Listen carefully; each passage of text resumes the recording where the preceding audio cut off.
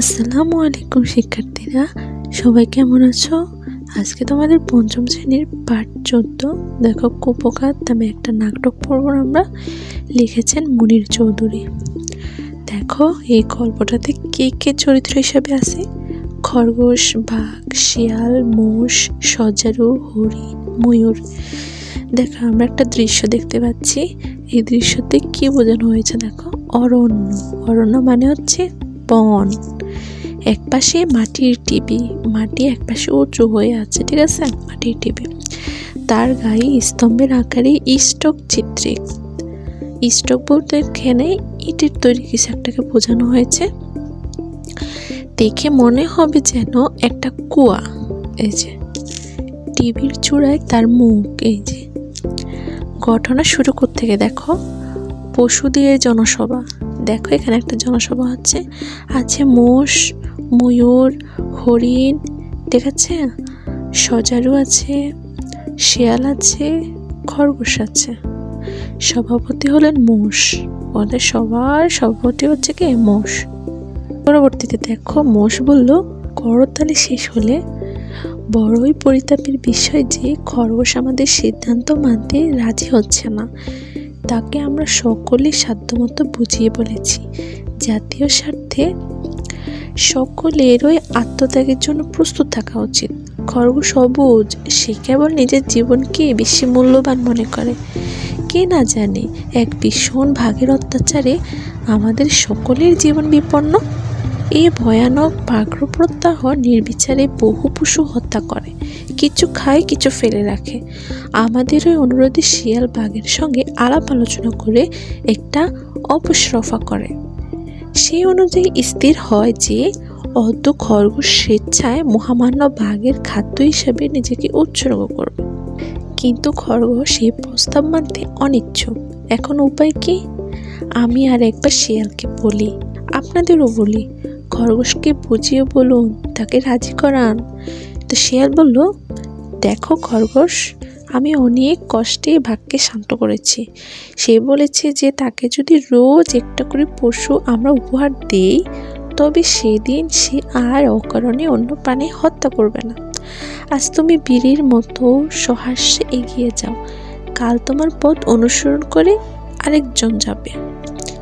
সকলের মঙ্গলের জন্য নিজের প্রাণ বিসর্জন দিতে তোমার ইচ্ছে করে না? খরগোশ বলল, না, আমি অন্যের খাদ্য হতে চাই না, আমি নিজে খেতে চাই, বাঁচতে চাই। সজারু বলল, সে সকলেই চাই, কথা তা নিয়ে নয়। যেদিন আমার সময় আসবে আমি পিছপা হব। অবশ্য হয়তো আমাকে নির্বাচন করা কখনোই ঠিক হবে না, কারণ আমার সর্বাঙ্গে কাটা, চেহারাটাও বিদঘুটে। বাঘ হয়তো আমাকে দেখে খাওয়ার বদলে খেপে যাবে। তাতে সকলের বিপদ আরও বেড়ে যেতে পারে। অবুঝ হয়েও না, দেরি না করে বাঘের গুহায় চলে যাও। মোষ বলল, সজারু ঠিকই বলেছে, শেয়াল যা করে তা আমাদের মঙ্গলের জন্যই করে। ময়ূর বলল, অবশ্য এর মধ্যে আরও একটু কথা আছে। সজারুর কথাও ঠিক, আবার তার উল্টোটাও ঠিক। শিয়াল বলল, একটু পেখম ছেড়িয়ে বলো, সবাই সহজে বুঝতে পারবে। ময়ূর বলল, মানে? কদাকার হওয়ার যেমন সুবিধা অসুবিধা আছে, তেমনি বেশি সুন্দর হওয়ারও অসুবিধা অনেক।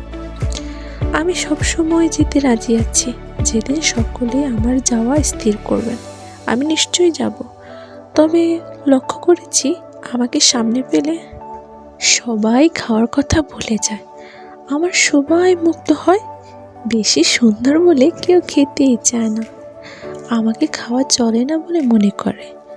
বাঘ তা পছন্দ নাও করতে পারে, তাতেও সকলের বিপদ বাড়বে বই কমবে না। হরিণ বলল, কথা বাড়াস নে খরগোশ, লক্ষ্মী ভাই, তোর লেজে পড়ি, এবার যা তুই। মোষ বলল, বেলা বেড়ে যাচ্ছে, বাঘ নিশ্চয়ই অস্থির হয়ে উঠেছে, আর বেশিক্ষণ এখানে সমবেতভাবে থাকা মোটেই নিরাপদ মনে হচ্ছে না।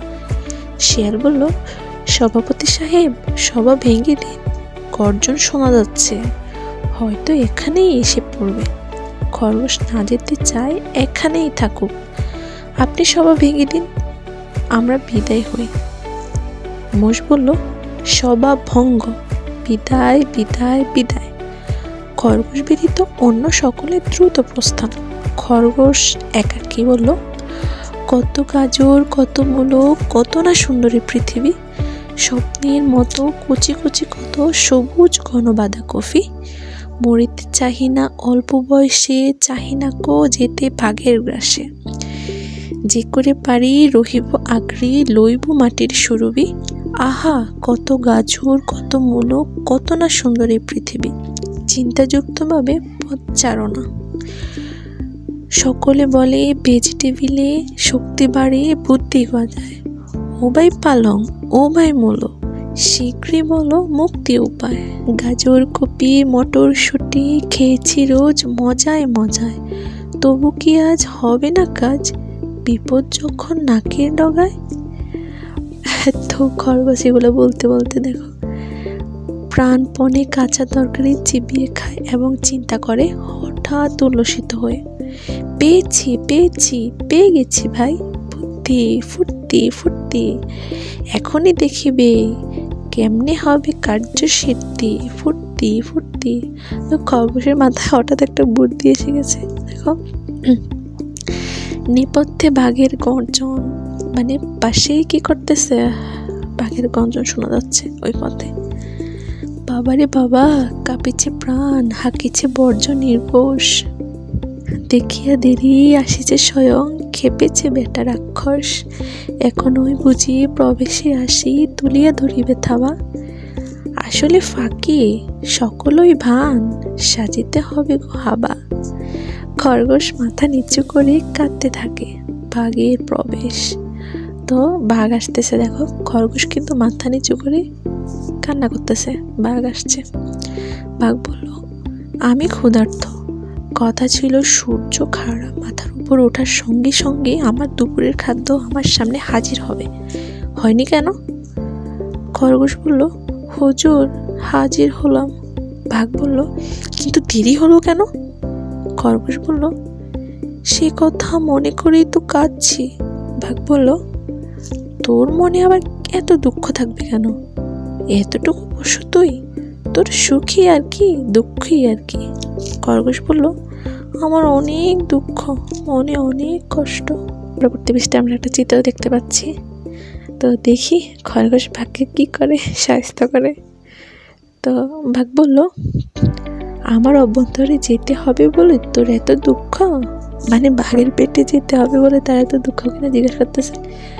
দেখ আমি হচ্ছে এই অরণ্যের রাজা বাহাদুর, আমার উপরে কেউ নেই, আমার ডোরাদার পেটের মধ্যে যেতে পারা তোর মতো ক্ষুদ্র পশুর পক্ষে এক মহা সৌভাগ্য। খরগোশ বলল, আপনার ওপরে আরেকজন আছে, সেই তো সব নষ্ট করতেছে, সেই জন্যই তো কাঁদছি। আচ্ছা এখন খরগোশ এটা একটা চালাকি করতেছে আর কি। দেখো বাঘ বলল, কি বললি, এত ফুফাস নেই, ফুফালে তোর গোফ আর পশম এত থরথর করে কাঁপে যে তাতে সব কথা আটকে যায়, কিছুই পরিষ্কার করে বুঝতে পারছি না। গোড়া থেকে বল, কাঁদছিস কেন? তো এখানে বাঘ যেহেতু খরগোশ ভয়ে ভয়ে কথাটা বলতেছে, তো একটু গলার মধ্যে আটকে আটকে আসতেছে আর কি। তো বাঘ বুঝতেছে না, সেখানে বলতেছে যে এত প্রবাস কেন, সুন্দর করে স্পষ্ট করে বল, কথাগুলো বলতেছে আর কি। খরগোশ বলল, আমি এত ছোট, এত সামান্য, পরিমাণে এত অল্প, আমাকে কে কি আপনার কোনো পরিতৃপ্তি হবে, এই দুঃখে কাঁদছি। তো বাঘ বলল, আমি আবার তোর বিড়াল ভাইয়ের দাদা হই কি না, দিনের বেলায় সব কিছু স্পষ্ট দেখতে পাই না, কাছে আয় দেখি। তাই তো তুই দেখি সত্যি অতি ক্ষুদ্রকায়।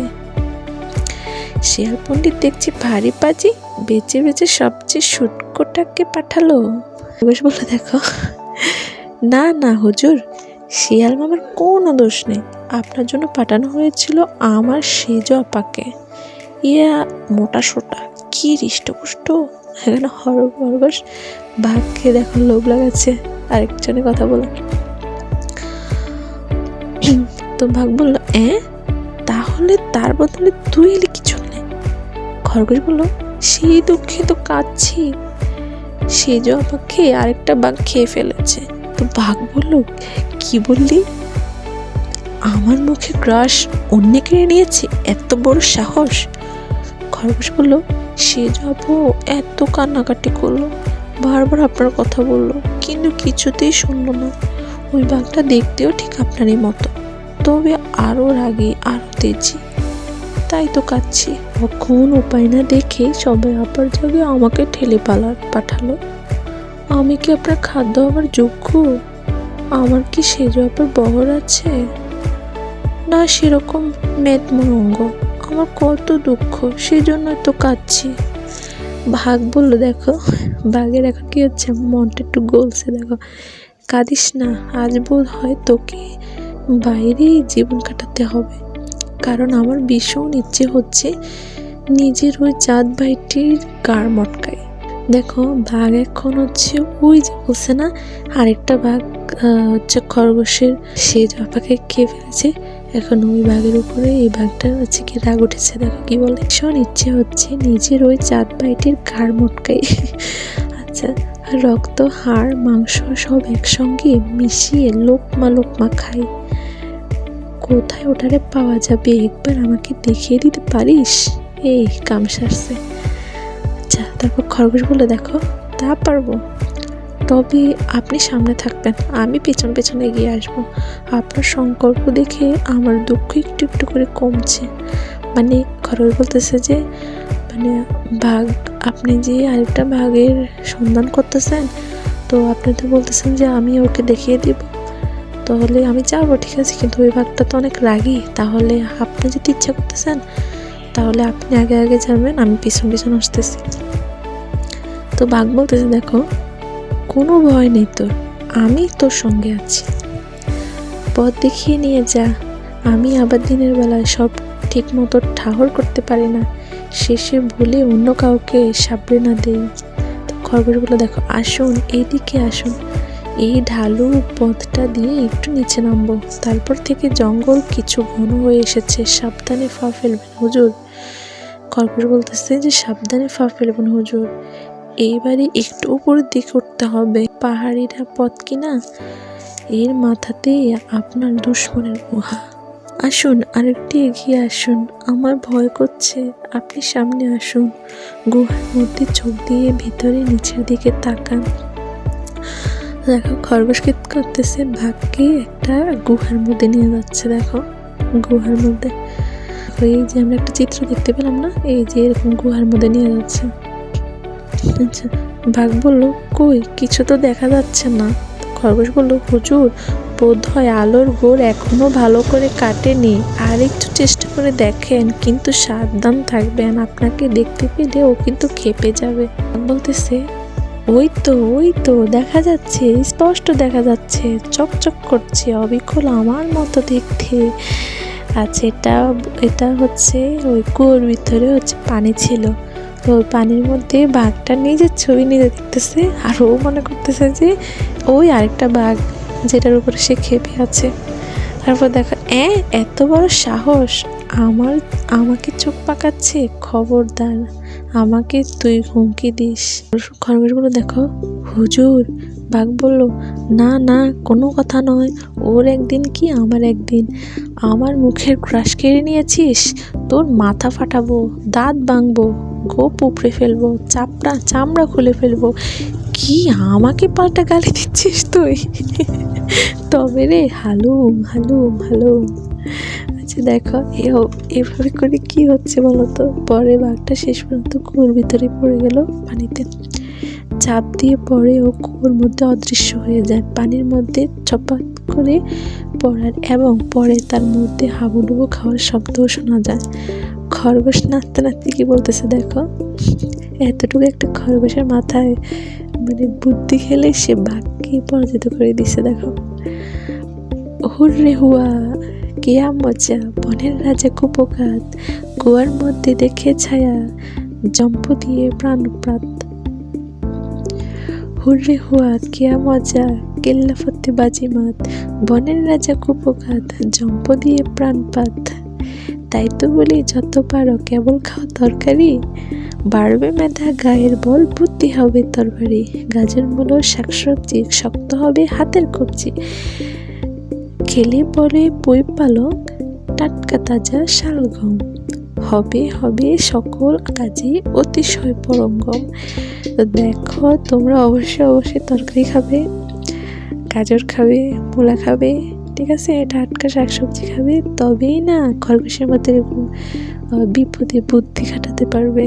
দেখো অর্থ জেনে নেই। হদ্দ অর্থ আজ, অবুঝ অর্থ বোঝে না এমন, অরণ্য অর্থ বন, আত্মত্যাগ অর্থ পরের জন্য নিজের জীবন দিয়ে দেওয়া, আপোষ অর্থ মিটমাট, ইষ্টক অর্থ ইট, উল্লসিত অর্থ খুশি, কদাকার অর্থ দেখতে খারাপ, কুপকাত অর্থ পরাজিত, ক্ষুদ্রকার অর্থ ছোট আকৃতির, গর্জন অর্থ জোরালো আওয়াজ, চিত্রিত অর্থ আঁকা, নৈপথ্যে অর্থ আড়াল, পদাচারণ পায়চারি, পরিতাপ দুঃখ, পারঙ্গম দক্ষ অথবা পটু, প্রাণপাত মৃত্যু, প্রাণ বিসর্জন জীবন দেওয়া, বর্জনের ঘোষ বর্জ্যের মতো জোরালো আওয়াজ, বাজিমাত দারুণ সফলতা, বিদ্যুটে অদ্ভুত, ভান নকল আচরণ, রাক্ষস রূপকথার কল্পিত ভয়ঙ্কর প্রাণী, সমবেত থাকা একসাথে থাকা, সর্বাক্ষ সারা শরীরে, সহাস্যে হাসি মুখে, সুরভি সুবাস, স্তম্ভ থাম, স্বয়ং নিজে,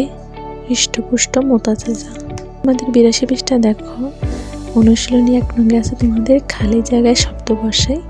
এখানে কয়েকটা শব্দ দেওয়া আছে, যেমন উল্লসিত, পরিতাপ, আপোষ, রপা, সহাস্যে, হৃষ্টপুষ্ট, এগুলো দিয়ে আমরা শূন্যস্থানগুলো পূরণ করবো। 2 নঙ্গে আছে তোমাদের প্রশ্ন উত্তর বলিও লিখি। 3 নঙ্গে হচ্ছে যে কোনো দুজন মানুষের মধ্যে সংলাপ লিখি। তো চলো 1 নঙ্গে দেখো খালি জায়গায় শব্দ বসাই। ক নম্বরে আছে খেয়ে দিয়ে সে দেশ হয়েছে, কি হবে এখানে? হৃষ্টপুষ্ট।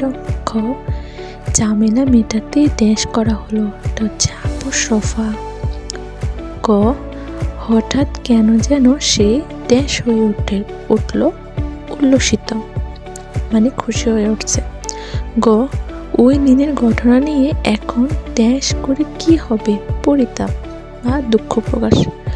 ও তিনি যে সিদ্ধান্ত দিলেন সেটি সবাই ড্যাশ মেনে নিলেন, সহাস্যে।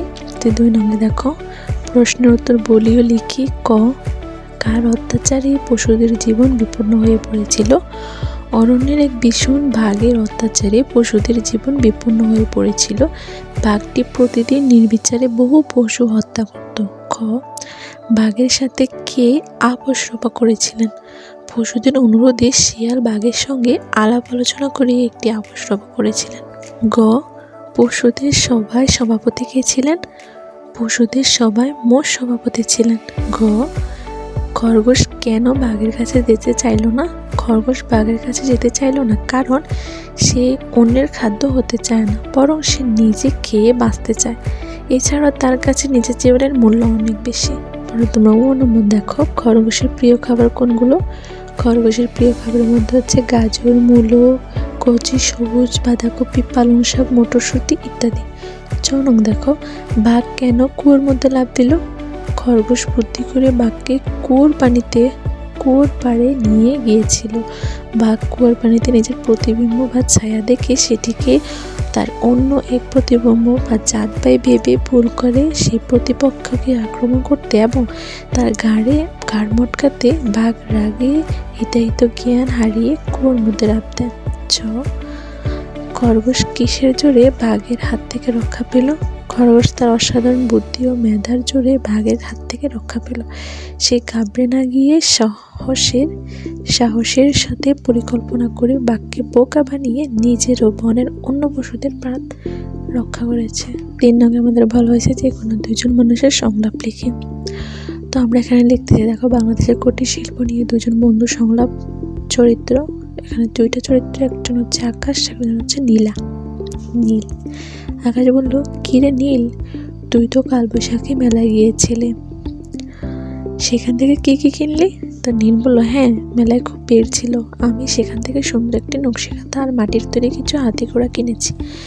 আকাশ বলল, বাহ, নকশি কাঁথা তো আমাদের দেশের বড় একটা কুটির শিল্প। গ্রামের মহিলারা এগুলো কত যত্ন করে তৈরি করে। নীল বলল, ঠিক বলেছিস। জানিস, সেখানে বেত আর বাঁশের তৈরি অনেক সুন্দর সুন্দর জিনিসও ছিল। আমি একটা বাঁশের কোলো ও বেতের ঝুড়ি দেখেছি। আকাশ বলল, আমার বাড়িতে তো এখনও শীতল পাটি আর পাটের শিকা ব্যবহার করা হয়। এসব জিনিস দেখতে যেমন সুন্দর তেমনই কাজের। নীল বলল, একদম ঠিক। আমাদের উচিত বিদেশি প্লাস্টিকের জিনিসের বদলে এসব দেশি গড়ির পণ্য বেশি ব্যবহার করা। এতে আমাদের দেশের কারিগরিদের অনেক সাহায্য হবে। আকাশ বলল, তুই একদম ঠিক কথা বলেছিস। পরের বার আমি মেলায় গিয়ে অবশ্যই একটা তাঁতের শাড়ি আমার মায়ের জন্য উপহার নিয়ে আসবো। 4 নম্বরে দেখো, এক শব্দে লিখি। রাগ বেশি যার তাকে বলা হয় রাগী, তেজ বেশি যার তাকে বলা হয় তেজি, যে বুঝতে চায় না সে অবুঝ, পরের জন্য নিজের জীবন দিয়ে দেওয়া আত্মত্যাগ, দেখতে মোটা তাজা, এটা হচ্ছে হৃষ্টপুষ্ট।